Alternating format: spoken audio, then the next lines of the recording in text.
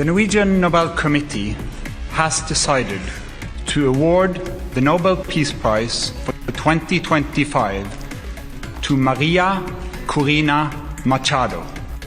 2025 ஆண்டுக்கான அமைதிக்கான நோபல் பரிசு வெனிசுலாவின் எதிர்க்கட்சித் தலைவர் மரியா கொரினா மச்சோடாவுக்கு அறிவிக்கப்பட்டதால் தனக்கு பரிசு கிடைக்கும் என்று உறுதியாக நம்பிய அமெரிக்க அதிபர் டொனால்டு டிரம்ப் பெரும் ஏமாற்றம் அடைந்துள்ளார்.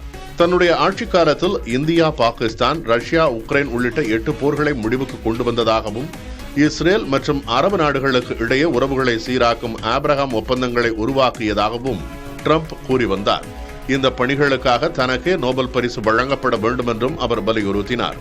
முன்னாள் அதிபர் ஒபாமாவுக்கு குறைவாக சேவை செய்ததற்கு நோபல் பரிசு வழங்கப்பட்டதாகவும் தனக்கு மறுக்கப்படுவது அநீதி என்றும் அவர் பகிரங்கமாக விமர்சித்தார். டிரம்புக்கு நோபல் வழங்கப்பட வேண்டும் என்று இஸ்ரேல், பாகிஸ்தான் உள்ளிட்ட நாடுகள் பரிந்துரை செய்திருந்த நிலையிலும் நோபல் குழுவின் முடிவு வேறு விதமாக அமைந்தது.